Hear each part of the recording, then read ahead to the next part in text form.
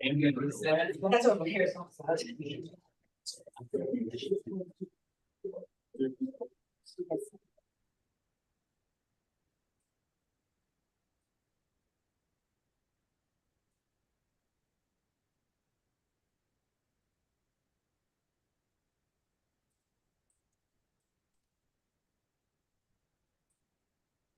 With a hearing, there's no public comments. It's the hearing.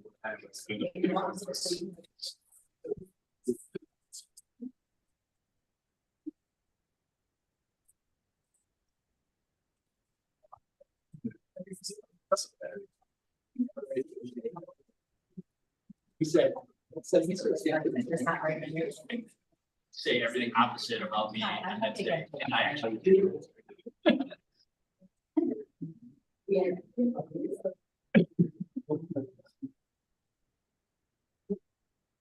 Yeah. Yeah, thanks.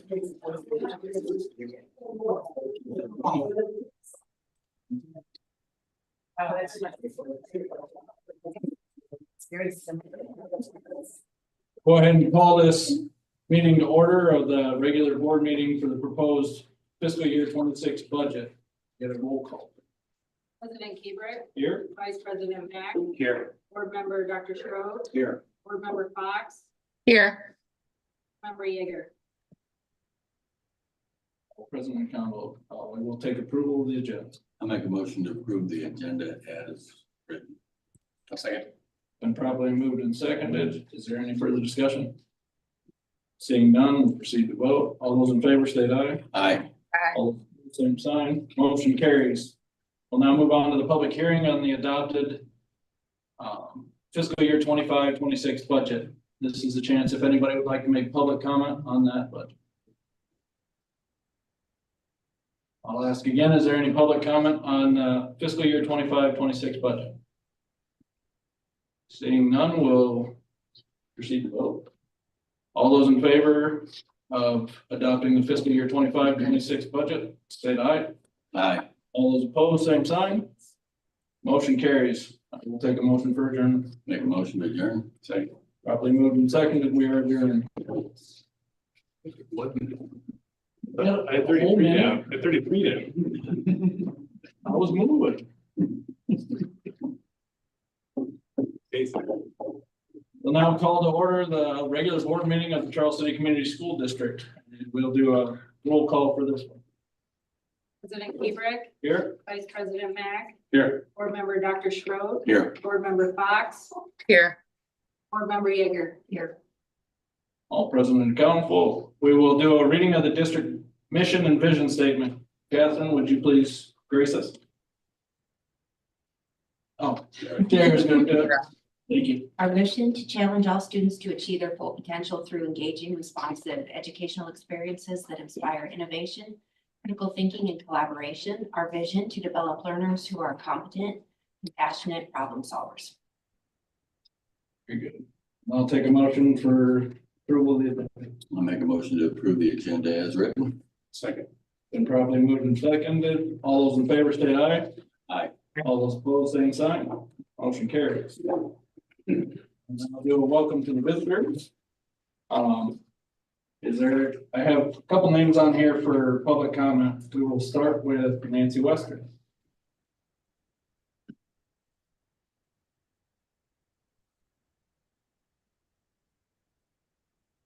This will keep you thinking, regardless of any of your political affiliations, I know that, we're in an uneasy time right now.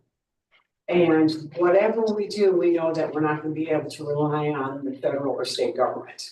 That's become pretty clear. But what we do know is that this community, when things get tough, Charles City shows up. We rise to the occasion, whether it's a fire or a tornado or a flood, or possibly needing building improvements. Charles City rises to the occasion, and I think that it's the right thing to do to ask them for that help. Thanks. Thank you. Next, I have Brandy Lance.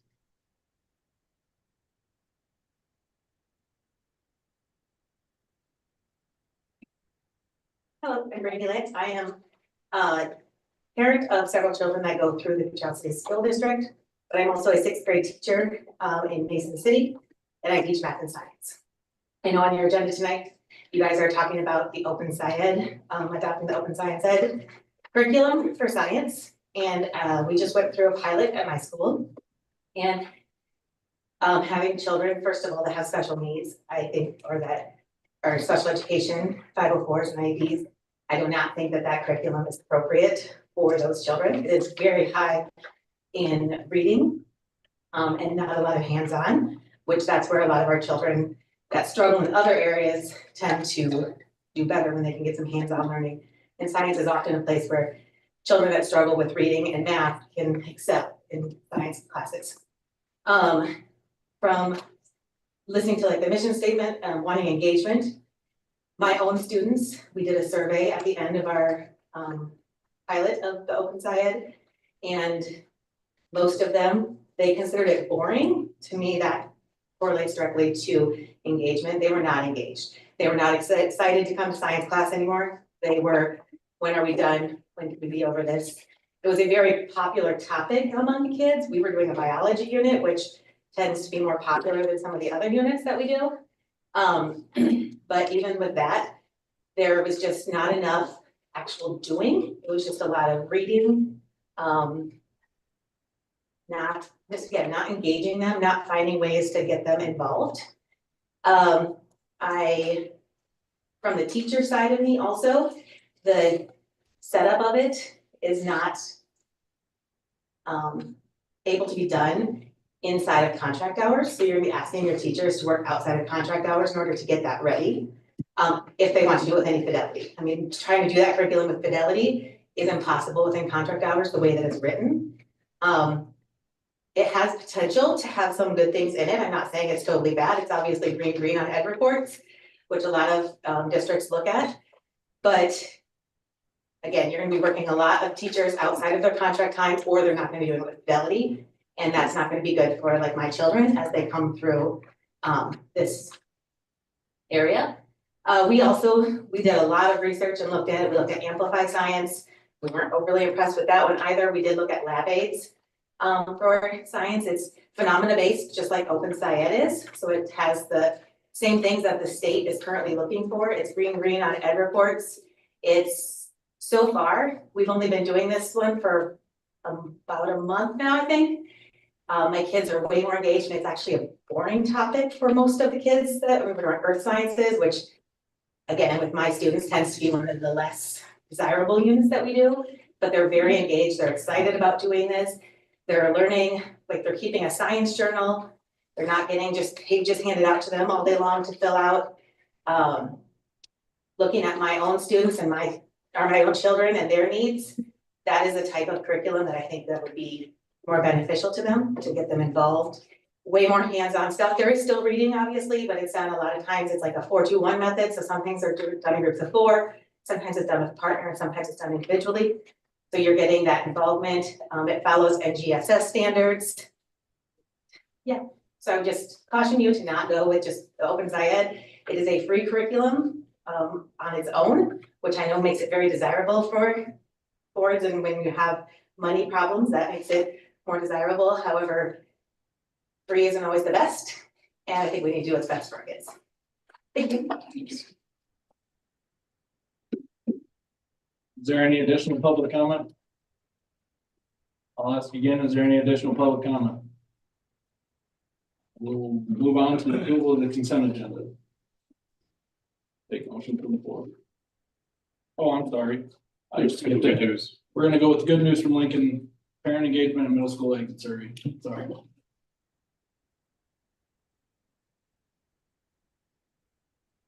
Good evening, I'm Chelsea Moen. Oh. do we Could need you to- bring up Lincoln, please? I'm Chelsea Moen. I'm the Lincoln Elementary Principal here to talk about parent engagement. This is something that our building has been working on, increasing more opportunities for parents to come into our building and just engaging our parents overall and sharing what we've been doing at our building. As we know, when we're partners in learning, and we work as a team, students are positively impacted by that. When there's shared responsibility between all of us, student success and achievement rises. So that's how come we have been focusing on this. First, I just want to share a few different things that we're doing at the building level. We have monthly assemblies. Those are a lot of fun. We've been doing this for, last year we were doing this as well, but parents weren't invited in. And we're recognizing our students for meeting, our expectations and going above and beyond. One student from each classroom. And so we started inviting parents into these assemblies, and it's so neat because we keep it a secret from the students. And so when the parents walk in, you can see all the kids look and they get really excited. We also have a principal's challenge, which builds some classroom community. That's a picture of one of our challenges. It was Cookie Face, so. Let's see if this one. There you go. Next up, we have holiday shopping. This isn't where parents come directly into our building, but it is where our students are able to shop for a gift for one of their loved ones over the holiday season. And it just strengthens the bonds between school and home. Hit the next button. This is a first for us this year, as we had a winter sing-along celebration. Mrs. Kluver, our music teacher, approached me about it and wanted to do it. And we said, yep, let's do this. So the last 30 minutes or so before we went on winter break, we had invited all families to join us in a winter sing-along. So the gym was packed. It was so neat to see. We were all singing. It really created a sense of community. Next. Another new thing that we did this year is Fine Arts Night. So Mrs. Kluver again, and then also Mrs. Ham put this together. It was a night celebrating Lincoln students in the arts. There was a gallery walk after the concert. I also want to give a shout out to PTO. We are working on building up our PTO back again. That partnership has been really beneficial this year. They actually just purchased some items for our playground that were getting really worn out. They've done some fun events for our students to engage them outside of school on the weekends. And they also do donations for us. If anybody's interested in joining PTO, our meetings are the first Thursday of the month at 6:30 p.m. at Washington. And then finally, we just had our Lincoln Family Night, and it was a huge success. We did this last week on Thursday. This is the second annual Lincoln Family Night that we've had. Last year, we had approximately 90 students come through the building. This year, we had 150 students at least, and about 400 people, so family come through. And so we're really focusing on highlighting literacy and mathematics, but then also just having family fun. So there's actually like some fun family literacy games and those types of things. We had cosmic bowling. Our theme was glow night. So we used black lights, and the students really had a lot of fun with that. And we were really able to highlight the things that are going on in our building. Next. We also, each grade level focuses on putting together things for families to come into our building. So second grade focused on Reader's Theater, which was a literacy-based piece that students read, and then they did an activity at the end. They're also thinking about doing something with an animal presentation. All of these are tied to standards that they're teaching in their classroom. So parents are able to come in and learn more about what their child is learning. Next. Third grade invited parents to come in. The students created mazes based upon a science standard. And then families were able to take the magnets through the maze. This was really fun and interactive for our parents and families to come in. And then the next slide. Fourth grade has several established events that they've been doing. One is interdisciplinary, so they incorporate art alongside science for their bird fair event. One new one that they've come up with for this year is Roles for Role Models, and that's where we're going to celebrate our fourth grade students who are moving up to the middle school in May, and asking our fourth grade students to invite in someone who's been a role model for them throughout their time at Lincoln, and just really to give our students some props before we send them off to the middle school. So those are some different ways we've been working to engage parents at Lincoln this year.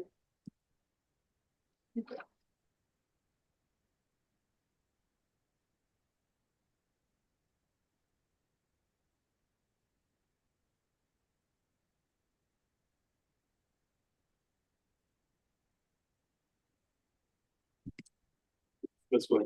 We did the middle school exit survey next.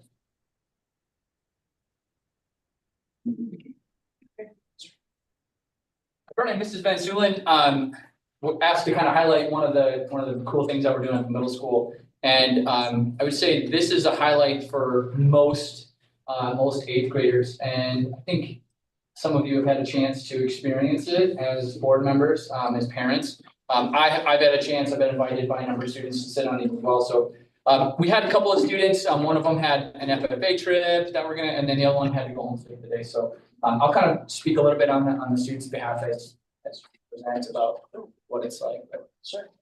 Sounds great. All right, let's see if it works. Hey. All right. Oh, let's go back. Hi, everybody. I'm Melanie Van Zulen, if we haven't met before.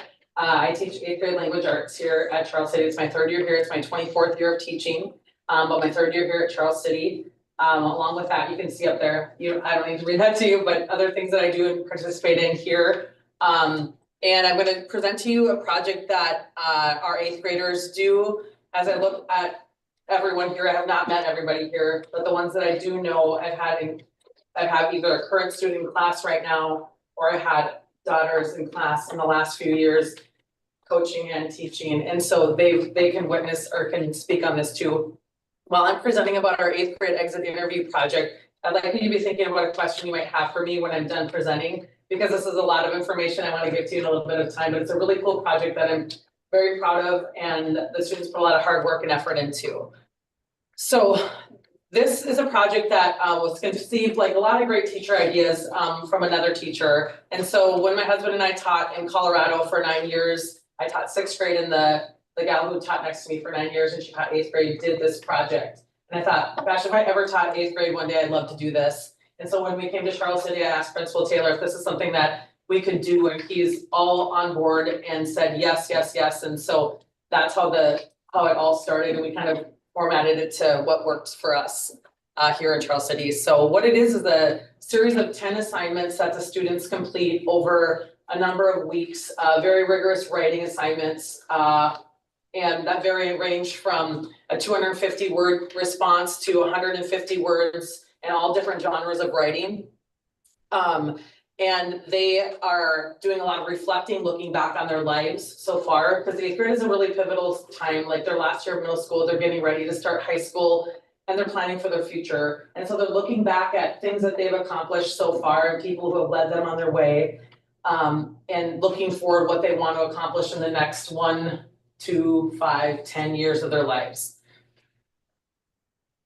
It really works on them and their public speaking. We create a giant slideshow of this, much like I'm doing, and I'm not sitting here and reading this off the slides to you. We really promote that with students to not do that and really work on their public speaking and being in front of people and being comfortable with that.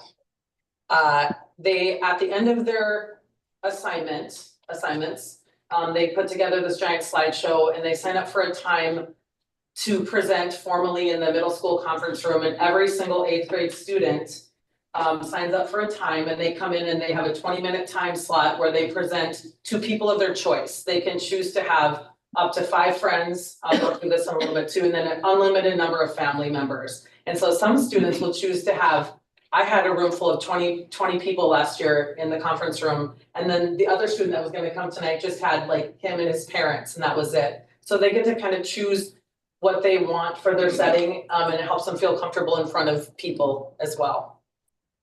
Like I kind of said, this is what they kind of do, and they have that time slot. I would say the presentations take anywhere from, it's quite a range, 8 to 18 minutes, which is a really large range. And we know that just from being up in front of people, even 1 minute speaking for kids and 8th graders are really hard to do. And so to get through everything, they have their speaker notes and they're up there, and they do such an amazing job, and I'm so proud. And I get the front row seat because I go to every single one of them, being in the project. So I tell them, you can invite 5 friends and all of your family, but you don't have a choice. I'm gonna be there. So lucky you guys, I get to do that. So, and I tell them to like, pretend you're going to somewhere, like to an interview, because it is your exit interview, kind of like a capstone of your educational career. And so they'll dress up and really take it very seriously. And so I'm very proud of them for all the work that they do. The goals of the project are just like to be reflective, do the writing, really take time to think about the things that they have experienced so far in life, and to show one of the assignments is writing thank you letters to people who have influenced them. And it's really cool to see how deep they dig for these and how the emotion comes out in them and the people they're speaking about, because I tell them you have a lot of really great things to be thankful for, and sometimes we don't always say the words to those people that we love, and so now you have a chance to do that, and hopefully they can be in the room for you to listen, so they can hear what you had to say. And then just setting goals on anything they do. We really talk about, if you don't have a goal for something, what do you have to shoot for? And so we really work on setting goals for high school and beyond, what they want to do. And so I've had former students come back to me and say, you know, when we did that project, this was Patrick Bruning, he said, I set goals for myself in high school and they're starting to come true. And I was like, oh my gosh. I was really proud of him for coming back to tell me that. And it makes me emotional, like as a mom and as a teacher, because they really put their heart into these. And so just the showing gratitude as well is so important, and stopping and being thankful for people that make their lives move forward in a positive direction. So it's a really neat experience. One of my former students that was going to be here, Brennan Rosiska, was going to share a couple answers that I asked him and a couple others to tell me about their experience. And so I asked him what was his favorite part, and he said his favorite part was asking questions of his parents and siblings and getting to know them more through the process, because that's part of the journey and part of the assignment is like looking at their family tree and doing a family tree article and looking at one of their family members.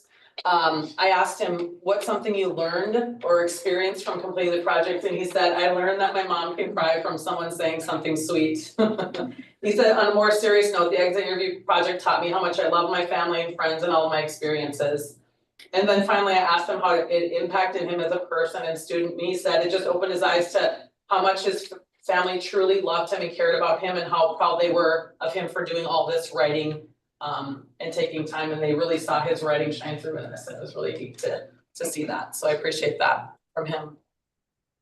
I want to thank you guys for giving me an opportunity to share a little glimpse of this project with you guys. And I just hope that you could at least sense a little bit of what's going on in our part of our 8th grade classrooms. So what can you think of to ask me? I love questions. When is it if we wanted to drop in? This is that's my next thing that's gonna come up. Okay. That's a great question. Spoiler. Here's a spoiler. Okay. This is, I would love if somebody wanted to come and see an exit interview, I would love to be contacted about that. And a handful of students, I know that wouldn't mind if anybody sat in. I have others that would be like, no, I don't want anyone in there, it's too embarrassing, and I'd have others that would say, sure, let them come in, just like when Principal Taylor or Principal Sullivan would come in and sit in on random interviews. They're happening towards the end of May, 14th, 15th, 16th, 20th, and 21st. So it's, I have a spreadsheet with 93 names on it in all of the slots, and so it's every 20 minutes for all the time. So I would love anybody, my invitation is not just for you guys to come to exit interviews. My invitation would be for you to come into our schools and see what's going on. Even more than, I'm not sure that I don't know if you have or not, but it would just be like an extended invitation to come see the awesome things that these kids are doing. It's we have such a cool job, and to see what they're doing. And so I just really encourage that. Does anybody else have any questions for me? I have a couple. Sure. So what do you think the kids get out of it? From your perspective? From my perspective, I think that they get to really take time to think and appreciate and learn more. We have an assignment that's called a memory map assignment, and where they make a timeline of their life so far and events that have happened in their life. And we talk about how not every event is probably a happy story, but it's part of who you are. And so them taking a walk down memory lane, and then them making a family tree and talking to family about like their history and how they came to be, and then a family tree article, and then they do an assignment where they reflect on their whole education career. And I have them answer a series of questions, and students say, boy, we really have to dig deep for this. Is it okay if people cry? And I was like, yeah, for sure they're going to. It's gonna happen, because you're being really vulnerable in your words, and then that really shows through with the people who are there too. I appreciate that. So do the students have a knowledge of the assignments beforehand? So like you mentioned the family tree and they, okay. Yep, so I go through and do a little bit of a think aloud with each assignment. They get class time to work on the assignment. They have to meet deadlines, so we're working on that too. And then after they're done with all 10 assignments, then we put this into a whole Google slideshow. So when you're signed up for your time this year, and when you come to watch Carter, you'll see him go through the assignment, or it's a formal presentation. It's really cool. I'm sure Bruce can speak to that, and yeah. The reason I ask is because he texted me one day asking a bunch of questions about family tree, and I'm like, wonder how far ahead he knew this. No, that's the other thing. There's some things that they have to contact home, and I'm like, everybody get their phone and we're gonna be at this long. But don't just say, hey, can you send me a family tree? Also say what you're doing, so it doesn't seem that, and it could have been in the time. He's not behind or anything, just, but they. You have a 12th grade planner. They're 8th graders, they're not all of the time grade planners, but yeah, so he might be asking you about that. He's doing something different for his family tree article, but I'm looking forward to you coming to see what you. Yeah, this is on the 14th. I already got it on my schedule, so I'll miss it. Very good. How about anybody else? Very cool stuff. I mean, there's lots of laughter, lots of tears, especially from young ladies and their dads. It was very neat. I mean, my daughter had to ask questions that were hard for mom and dad to answer, so that was cool. I think it's also, it's really interesting for 8th graders to put together something that takes a long time. And there's a really set formal audience. So there's a purpose to this. It's almost like preparing for a job interview or preparing for anything that you're gonna do that really matters in your life. Because now you got people that are there that matter to you, and it's their best work. Inevitably, it's their best work. And some students' best work is, they're all different.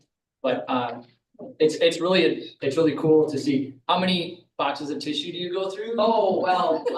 They're all over the room, and I'm like, it's okay, and you never know when emotion's gonna take over, and we just pause and we work through it and breathe through it, and so, yeah. And I've read through everybody's things 100 times, so I'm editing while they're working, and I remind them, remember who's your audience is gonna be, so don't be as goofy as you think you might wanna be, unless you want everyone to hear what you're gonna say, so it's interesting. Yeah.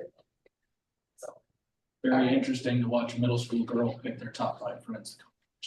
Right, I know some, but that's the thing, like, I feel like LMA had rooms full of people too. She did. And then there's others that are just like, ooh, I just want this number of people. But She was asking people till the morning of. Yeah, so. Thank you guys for your time. Thank you. Yeah. Now we can move on to the approval of consent agenda. Take motions from this. I'll make a motion to approve the consent agenda. Listed. Oh, sorry. Been properly moved in second. Is there any further discussion? Can't be. Oh. So we will proceed to vote. All those in favor, state aye. Aye. All those opposed, same sign. Motion carries. Now move on to the administrator, director, superintendent report and. Thanks. Last week, I was very fortunate to attend the girls soccer game as they got their first varsity win for our young emerging program, Go Comets. A few weeks ago, I enjoyed attending the elementary performance by Mrs. Kluber and the students and their art displays run by Mrs. Ham. So that was a great evening. Later that week, I also saw the high school's remarkable art show and wanted to thank the local art museum downtown for their support and hospitality for our students. And really many outstanding high school artists, along with Mr. Boland and Miss McEnroy. Wanted to thank them for that great work to make that evening happen. Later that same evening, I had the opportunity to attend the high school play and see our local high school performers shine on stage. So another great evening out in Charles City, supporting the Comets. Last Friday night, my wife and I attended the Dollars for Scholars event hosted at the Elks Club. It was nice to see a whole house of community members raising money for Charles City Community School District graduates to support their continuing education. I attended the middle school robotics club flea market and food truck event on Sunday, brought both of the golden retrievers, so that was fun. This fundraiser supports the team in its spring competition. They're heading to Massachusetts, and so just very excited for those guys to, and gals, sorry, those students to do a fantastic job again. Tomorrow, the FFA is getting recognized by the state, and so Jackson Rosiska will be recognized as the Iowa FFA Convention as one of the 4 finalists for the Iowa FFA Star in Agricultural Production Award. That's a really prestigious honor. And the chapter will also be recognized as the top FFA chapter in Iowa. So that's another prestigious honor. So 2 big FFA awards tomorrow. So that's my superintendent's report. It's been a busy couple of weeks. Tag on there. Everett Schmidt was recognized today for champion ag placement. Oh, okay. We can move on to board committee reports. Mr. Vacy with us for the high school improvement committee update. Yes, hello, everybody. Good to see you all again. Thanks for having me. Hold on a tonight. second, Matt. Okay. Gotta get you turned up. It might be the TV too, Jose. I don't know. The TV's a little quieter. Oh, no, it's loud. Never mind. Try again, please. Can you hear me now? Still pretty quiet. I'll try mine here.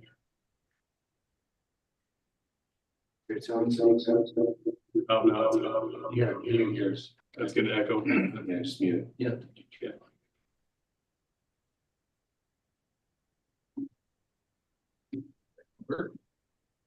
My mic was muted, so.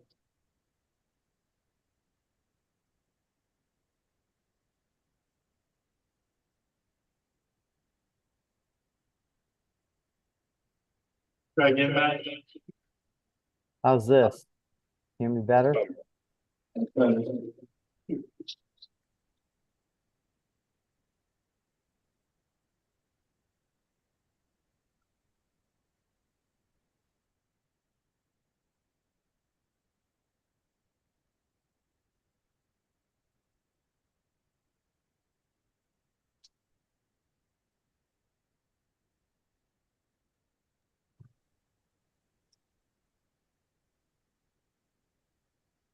Matt, try again. Can you hear me? Yes, very good. That's better? All right, thank you. Well, I'm happy to be back, everyone. Thanks for having me. I just want to give you a little bit of an update on what we've been doing over the last few weeks. I think you probably all know we were back in the district last week. And we had a very good day talking with administrators, teachers, all of our different committee members. It was very enlightening, and we enjoyed it quite a bit. Before I get too far into that, we did do a rundown on the community survey that was out for about a week and a half. And I think Dr. Burnite has provided you all with our review or overview of that report. I just wanted to point out a couple of things that we found interesting there. If you want to refer to your copy, the first few questions were demographic in nature. So about the respondents, who they were, where they came from. And then we got into some questions about what were their thoughts from the last time you ran the bond referendum. And a couple things that I found interesting here were on question 6 on the bond question posed by the district of renovations and construction of an auditorium. How did you vote? Almost split half and half was yes and no on that question. So I don't think it's a surprise to anyone that that is one of the issues that is kind of up in the air and really on everybody's minds, and that we'll be talking about quite a bit. On question number 7, if you go to the next page, if you voted no, so that portion of those respondents that voted no, indicate the reason. And the second reason out of 513 responses, number 2 was that the auditorium may be too costly. So again, not something that I don't think any of us didn't know, but it's nice to see it in a format like this to kind of show us what some of the challenges that we're up against are. Question number 8, if you voted yes on the bond, please indicate the reasons. You notice almost the last input there is because we need an auditorium. So there's definitely showing that we have a split there, which I don't think is a surprise to anyone. And then please choose the top 3 priorities. And out of 626 respondents, nearly half chose the first 3 items on that list: enhancing safety and security, designing engaging spaces, developing facilities that attract and retain teachers. What's interesting there is a fifth, and only about a quarter of the respondents said that constructing an auditorium was a priority. So interesting note there. And then on question 10, we kind of put together some key themes, and notice again that auditorium is up there pretty high. But one of the things that I note here is under facilities and infrastructure, and the number 1 item for HVAC outdated systems and safety was the number 1 response there. And so I think that really reinforces your decision as a board to put money toward that particular aspect of a project as it comes through. Really could be beneficial to us in planning and marketing what our new plan might be. Understanding that some of the issues haven't changed, and some of them are going to be challenging in this process, but they always are. So that's some things that we took away from the survey. I think another thing that's quite encouraging here is on question number 13, we asked if anyone would be interested in helping, and you got a lot of responses from people that provided their name and number and email address that were interested in helping with this process. So that was very exciting to see, and it sounds like you have really some people in the community that are interested and willing to help as we go forward. Another question that came up from some of you was how reliable something like this would be. And I think Dr. Burnite did some statistics on this to show that this is a pretty good sampling of people across the district based on the number of people that voted in the referendum and how many responses we got. I think there was close to 650 responses here. And really that happened in the first 3 to 4 days. So I was very happy to see that we had that many people interested in paying attention and really received the information in a number of different formats and vehicles. So good to see there. Any questions on that before we move forward? Okay, so I think you've got that. You can study it at your will and let us know if you have questions. But just as far as the last few weeks are concerned, as I said, we were there last week all day. It was a long day with teachers, administrators, community members. We started out the day with a really lively discussion with Dr. Burnite and his administrative team. Very helpful in our information gathering portion of this process. We spent a couple hours talking about issues and needs. So it was very, very helpful. Then we moved on to another session with the teachers. The staff had a professional development day that was given up to us to go in and give them a chance again to respond with thoughts on this process for planning. Very good there, Dr. Burnite, but I think most of the teachers were there, and did some working groups, answering some questions for us. So that is the third listening session that we've had. Any of the teachers across the district now in the high school and middle school setting. So that was also great. We've got a lot of a lot of the same responses, but we also were to flesh out some of the things that we've been hearing. Then we moved on to a community leader focus group a little bit later on in the day, where you all had invited various community leaders. That group was also very helpful in maybe looking at things in a little bit different perspective, and that is kind of outside looking in. What do they see? What do they hear? And they confirmed some of the things that we've been discussing so far in this process over the last month. And they brought up some new things for us to consider. We talked a little bit about how we get the message out, what the message should be, what issues are, have circumstances changed, what other influences are now in this mix to be aware of. So that was extremely helpful and valuable as well.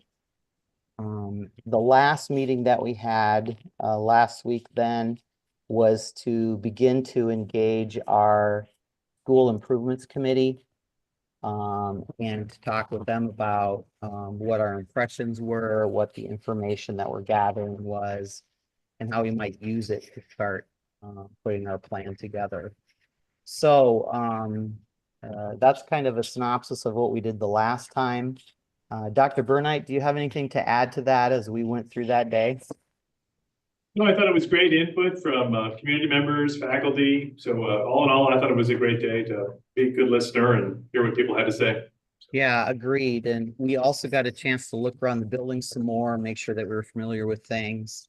Talk to some of the teachers independently about their programs and curriculum areas. So very helpful. Going forward, we're going to continue some of those groups. I think it was, we observed that some of the members of that community leaders focus group, we thought would be good to invite to be on the school improvements committee. They had some very good input and ideas there. I think we need to continue to encourage people to be on and attend those meetings for the school improvements committee. That's going to be the committee that's sort of the common spine that runs through this whole process and the one that helped us with the planning process. So I'd like to see that beefed up a little bit with some other people in the community. And we've identified some throughout that day.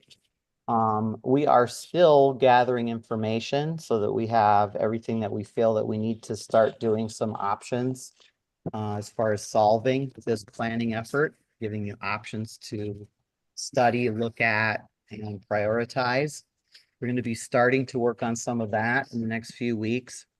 I do think that we're probably going to need a little bit more time than we originally planned to work on those options and things. It's, as you know, there's a lot of moving parts and there's a lot of priority areas to talk about. So I will be talking with Dr. Burnite and the administrative team about that schedule that we put out before. And that may extend a little bit out, maybe into July meeting instead of the June meeting. But I'll be looking at that some more in the next couple of weeks. We'll also be starting to put some pen to paper here fairly soon with the input that we've had. The process will be there that we'll put some ideas together, run that by the administrative team for their input and reaction. And as we do that, we'll start to develop an overall plan. It does look like there is a large contingent of people that we've talked about too that think that some kind of a phased master plan would be a very good idea, as we have talked at the board level about. So I'm still looking into that, ways that we can put that together. So that's kind of where we are, where we've been, a little bit about where we're going. I just wanted to kind of fill you in and make sure that you were aware that you have some very committed people in this, and some people that are willing to spend some time and effort helping us figure out what the best way to put this together is and go back out to the community with it. So you should be commended there. I think that your community is going to be very supportive of this. Does anybody have any questions about what I've described so far then? I'd just like to also thank Mr. Miller and Mr. Taylor for helping out with the feasibility of the rooms and the room usage study that we did and review with Bill from FEH. That was really helpful. So I think we have some good ideas. If we did have to move kids for a brief period of time, how that would work. We have some good ideas. Yeah, I could comment on that too. We did what's called a space utilization study, which shows us if there's space in the building that's not being used during the day or could be scheduled differently. This is not only useful for us in deciding what new spaces, if any, that you need, but also in constructing the project, we're going to need place to offset or relocate people as we go through construction. And it's very important to me to make sure that we keep the educational experience very high level when we go through a project, which can be challenging. So we're not only looking at what the process would be to construct whatever the plan we come up with is, but that is the logistics and how we're going to get people in and out and make sure that they're educated and not distracted and that type of thing too. So that was very helpful as well. Any other questions?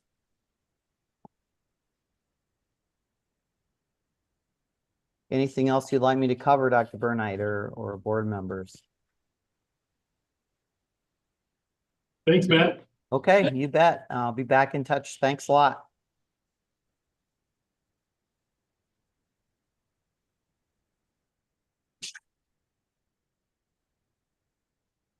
Okay, we can now move on to new business action items and we'll start with web and communications agreement. Yeah.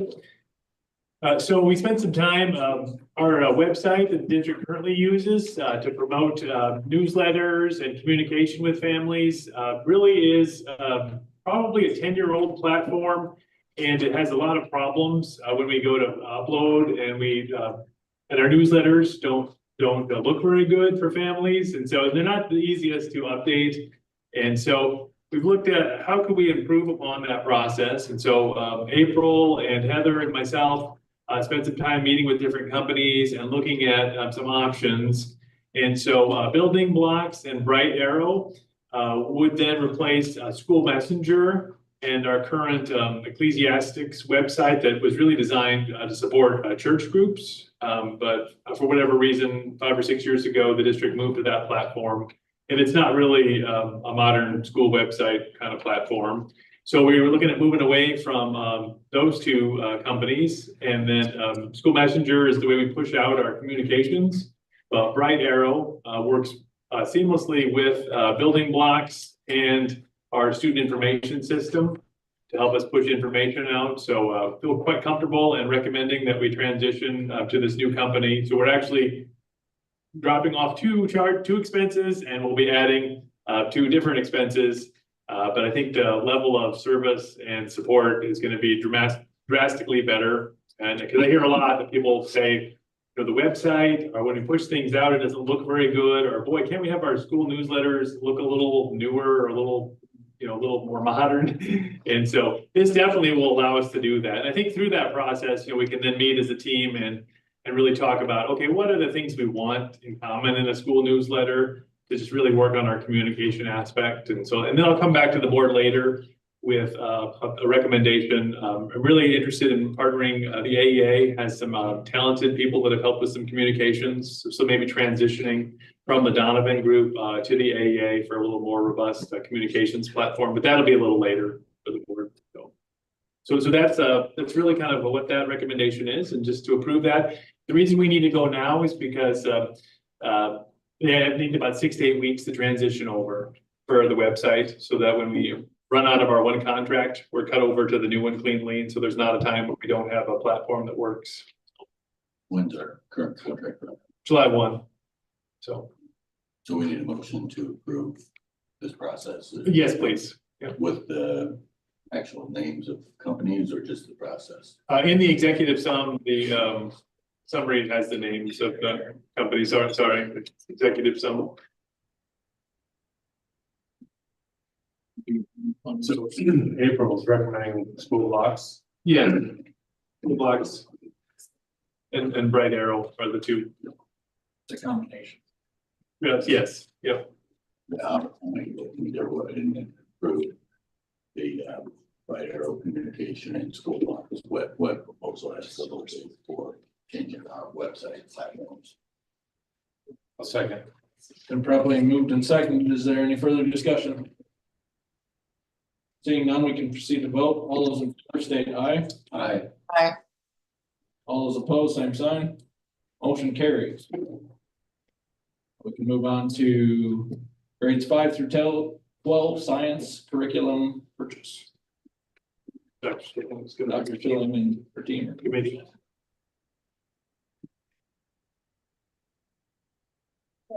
Excuse me, the secondary science team has been going through some of the similar processes we've had with other content areas and grade levels across the district to align some curriculum, at least review the curriculum. And we found and looking at our state scores and things like that, we wanted to make some improvements. So an online curriculum would be the first step in doing that. We currently have a variety of different curriculums being used or teacher created resources being used by very good veteran teachers, but we're also looking at, as we have new teachers come on staff, supporting those new teachers. For example, this year we had a new 5th grade teacher with no science curriculum. So we need some things in place there, and we went through a curriculum review process that very common to a lot of districts, very common to what we've used in the past in different grade levels and different content areas. And OpenSci was the resource that we came to a consensus as a team after looking at a couple of different curriculums. We also relied heavily on our AEA math consultant and going through the process with that. I brought Julie Holub, a 7th grade science teacher for years in the district. Not that many years, okay. And Steph Hurl, one of our high school science teachers. So we're going to share some of their thoughts on their curriculum as well. We're going to kind of piggyback off and forth. We as a department, I've been with the district for 15 years. I've actually been teaching close to 26 years. So it's not new for us to go through and look at these things. As a department at Charles City, since the implementation of Next Gen, we have been at the forefront of looking at ways to implement curriculum. And in the very beginning, there was not any curriculum that was available. Now that's becoming available. And we've worked really, really hard to align our curriculum 5 through 12. But as what was brought up is when we have staff change within the departments or at different grade levels, there's always a gap. Yeah, I have to say, in the 30 years that I have been in Charles City, we have had a lot of curriculum that we have used. And I think with us coming together, we've used our TLC time, we've looked at it, we've had the AEA here. I think your teachers are to a point where we want something that is going to work and be best for our kids. That is consistent 5-12 right now. And just like Steph said, we adopted Next Gen science standards before the state did. We were on the forefront. As a science department, we said, we're just gonna go with the nation. So that's kind of something we've been pretty proud of in Charles City, is because we just said, no, we're gonna do what the nation says. So. With this curriculum, we do have opportunity for professional development. We actually are all scheduled to go in the summer for some professional development. That during that professional development, we all get a free kit for a particular unit that we could be implementing with that. These kits provide activities and the materials that we need. With that being said, we're not blind to the fact that we are likely going to need to supplement activities, specifically hands-on activities, to facilitate student learning. We know that it's not going to be desirable to any student in doing science just sitting and doing reading and debates and parent shares. They're going to want the hands-on activities, and those things are going to be pieces that we will have to pull in like we would with any other curriculum that we would look at. And I think the nice thing with this type of curriculum, and I think Steph just hit on this too, we're gonna have to adapt curriculum for all of our kids. We just don't teach one type of student. We have all ranges of students. I mean, the classroom is full of many different types of students. You might have a student who speaks very little English. You might have a student who is, new.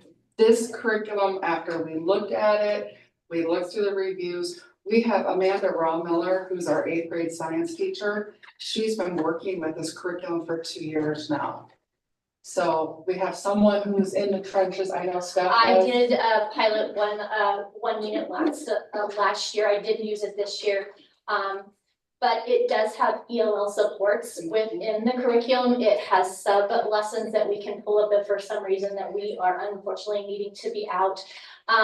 With the different strategies that are used within the curriculum, we can even tailor them, even as an individual that implemented it last year. I took a spin on it and just turned it into my own teaching style within my classroom to better fit my students. So instead of, for example, maybe sitting down and taking notes, students did a walkabout. So they're not always having to be in their seats and just getting information one way. I don't think you're gonna find any one of us gonna go page by page by page. Just knowing our department, you're not gonna hand us a curriculum and just do that. I think we're so individual. What we do is we have our standards. They are the guiding principles that we have in our science classrooms, but knowing our departments, I mean, that curriculum is going to be our guide, our support, but I guarantee you're not gonna see us, we're going to add things in that we feel our kids need. I appreciate the way she is talking about this curriculum as a guide. It's not set in stone. As we said, tailoring it to the student needs. In any kind of curriculum, you're going to have modifications to meet the different learners within our classroom. It's going to bring something up in it. We do have the opportunity for in-person training. There's additional, even in between those professional development opportunities, they have video on demands that if we're needing to brush up on something, that we can go back in and look at that information as well. Which we thought our Wednesday PLC would be a wonderful resource for us to get our department together during our PLC time and then utilize that time frame to do the online learning.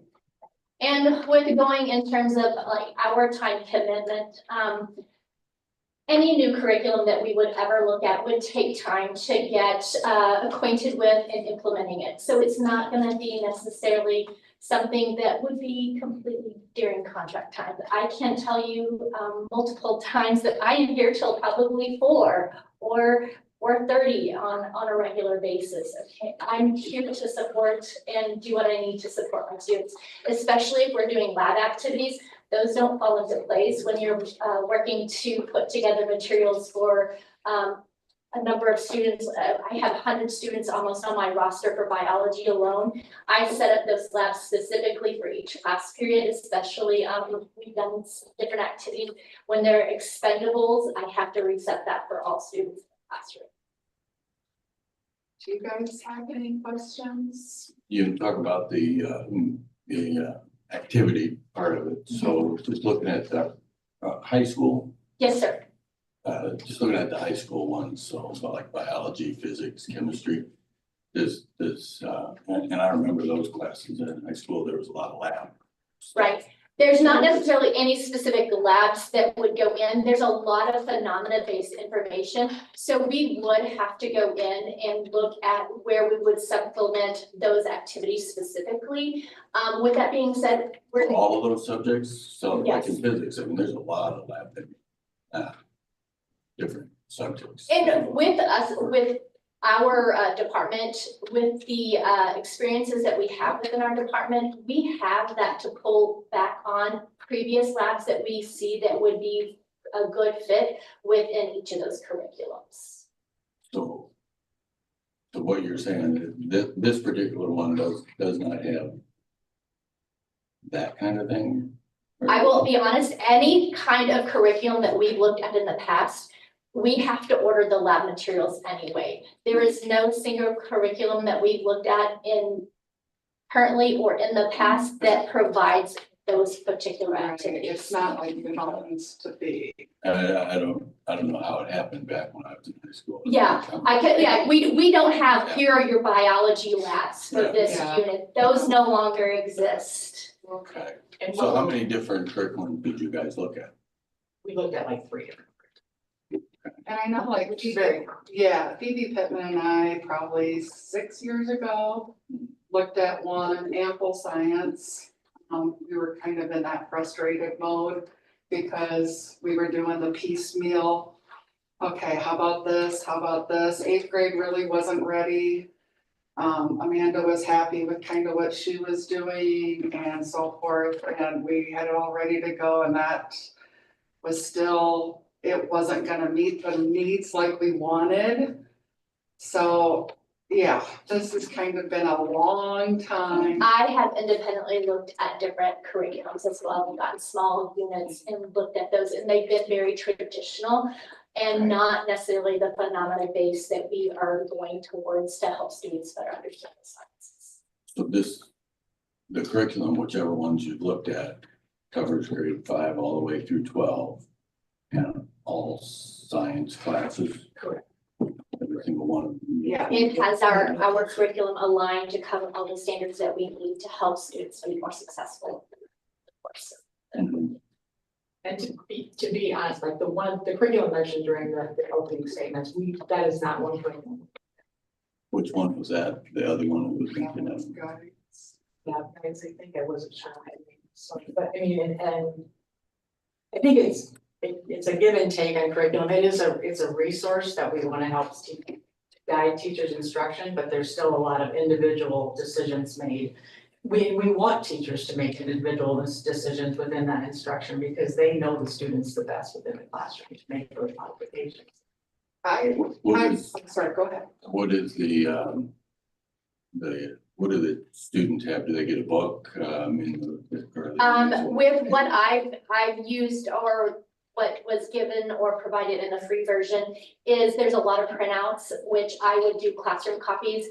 We have a lot of writing that would happen in their composition books, a lot of conversation. I use Padlet to support conversation. So there's not one particular, it's more of the printed materials and pieces that go with that. But I also think that's okay, because as a science teacher, I'm encouraging them to do math.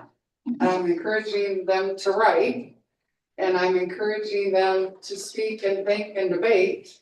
So I think having that mix of writing and, it's a good mix of everything. I know the one unit that I did try out a year or so ago, I could have worked with our FCS teacher when she was having the kids bake in her classroom. I was looking at the calories and how that energy transformed to the food that the kids were eating. I think Open Science Ed is gonna allow me to do more interdisciplinary with teachers I never had the option to do, which is very exciting, especially in the states that we have. And to clarify the request is for the science kit. What's that mean? The science kits that go with the activities and things that they'll do.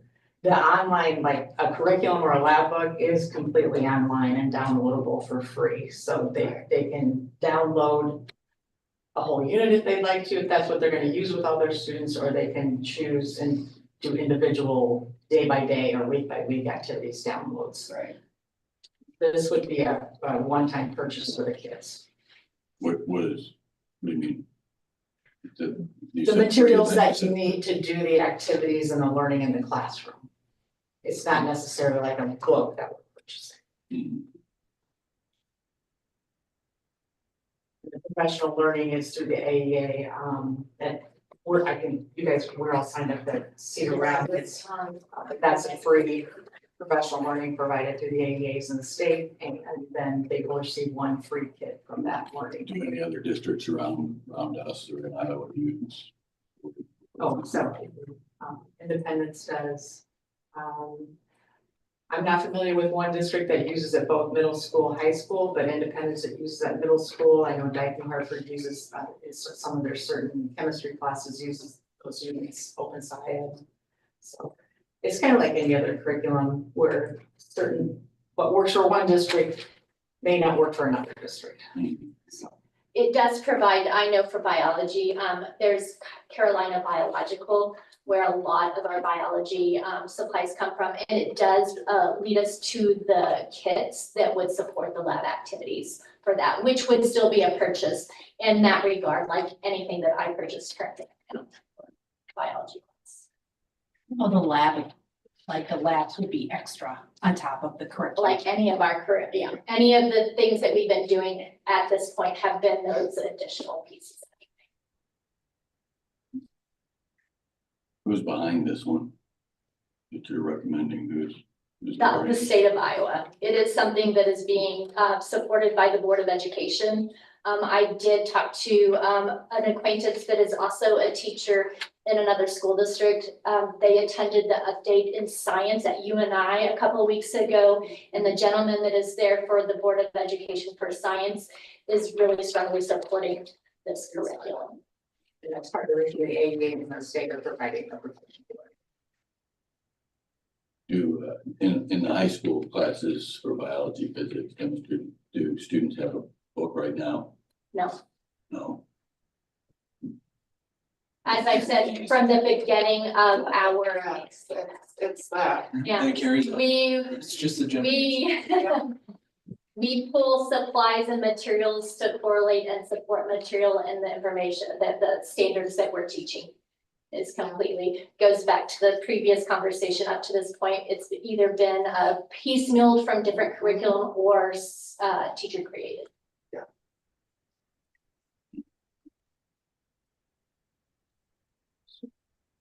I think the way I'm following is the theory behind this is so that our 5th grade falls in line with our 12th grade. It's just a feeder program to keep, essentially you're making it so that your Everything 5th grade is teachers aligned. are building up to your.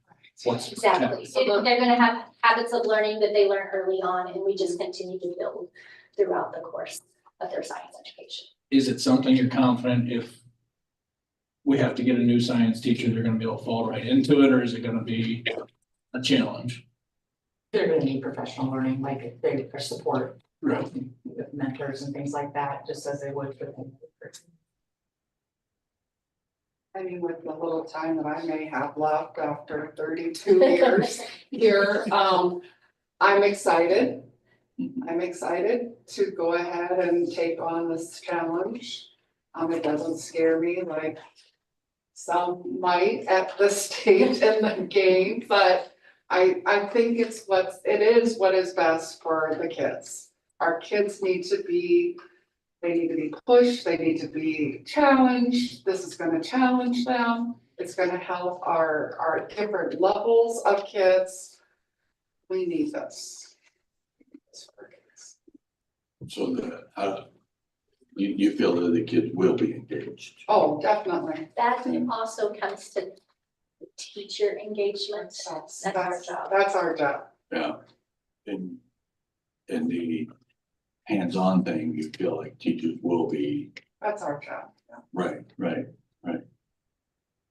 But I do remember doing a lot of hands-on stuff. Yeah, the days of worksheets and sitting, no. And that's not even this curriculum. No. It's not, it's a lot of reading kind of case studies or exploring. The unit that I worked with last year was wildebeest. And so the students were learning about the ecosystem that the wildebeest lived in. I had many kids that thought those were make-believe until after last year.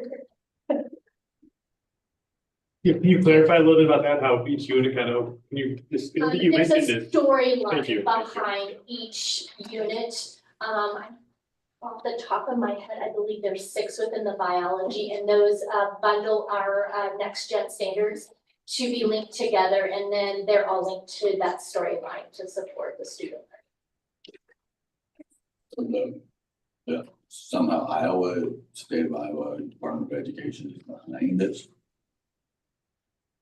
And who are the people?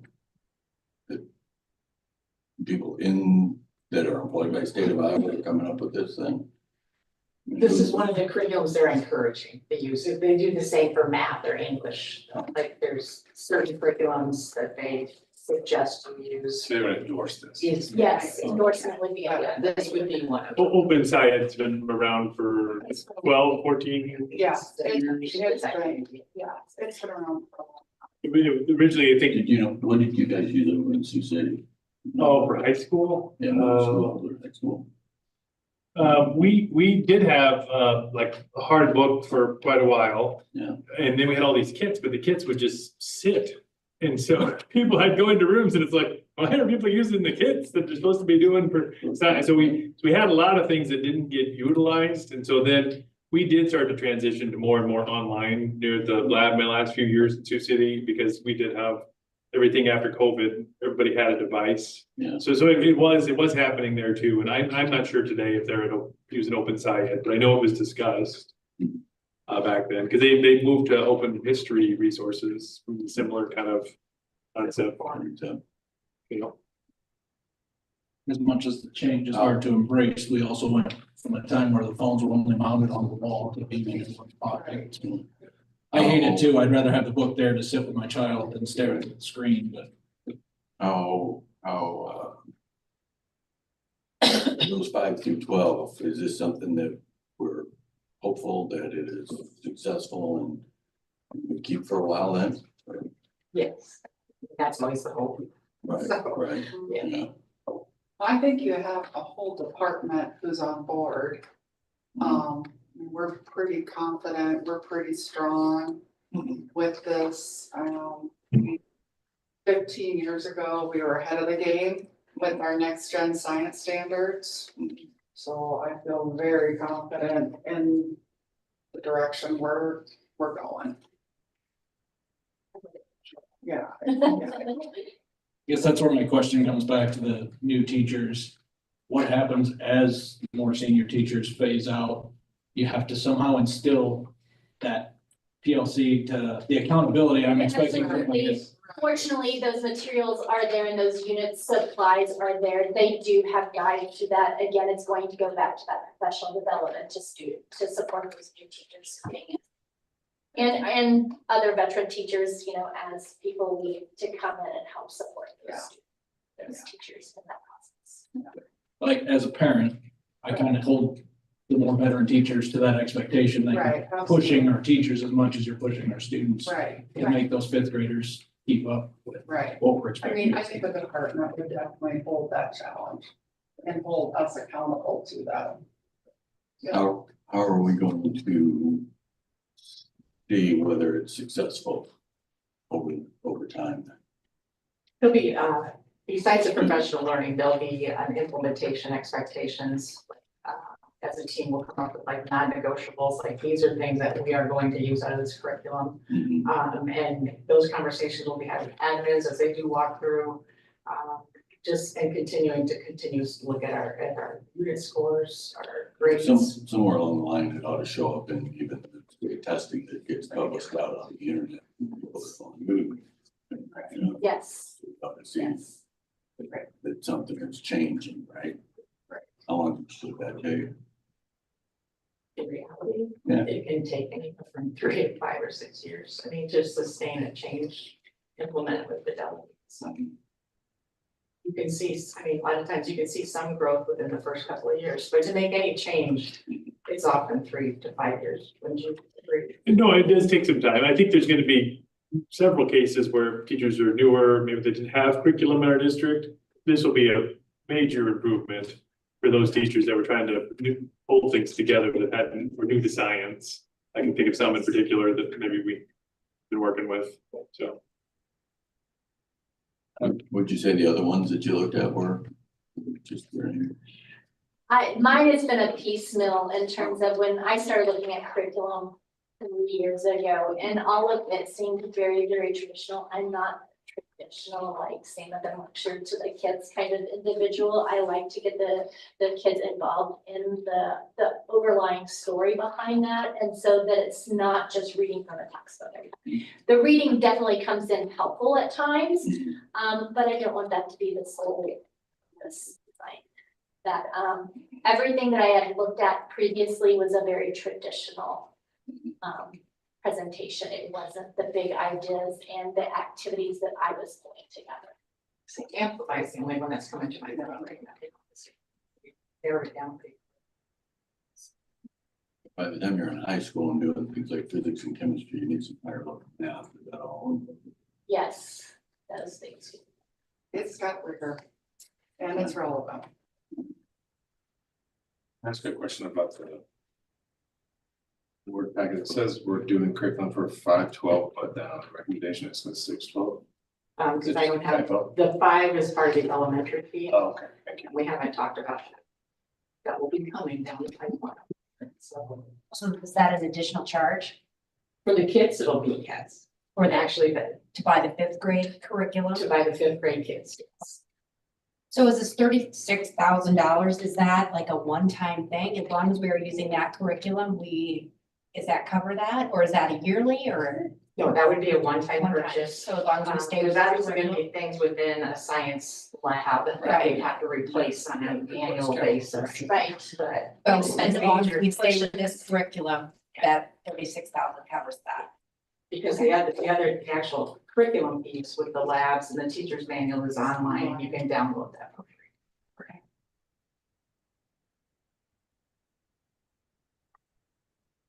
Before we move on, Catherine, did you have any questions? I don't want you to be left out. No, you're good. I was gonna say, just, I think we're all thinking the same thing. We usually don't get public comments on curriculum, so then we are a little bit more question oriented. But I did want to appreciate, and I know there's a lot of behind the scenes stuff that happens with our teachers in our science department. And so I appreciate them taking the time to explain their rationale and their thought process. I really want to take time to, I appreciate the public comment. I really do, because like Catherine said, we don't often get public comments on curriculum. But do you think you'll be able to teach to all levels of kids that you have struggled?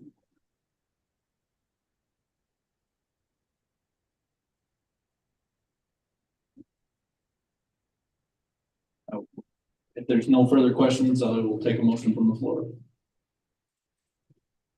I'll make a motion to do the one-time purchase for kids in the open side curriculum that grades 6-12. I need that actual policies out for as presented. I'll second. Been properly moved and seconded. Is there any further discussion? Seeing no further discussion, we'll move to vote. All those in favor, state aye. Aye. All those opposed, same sign.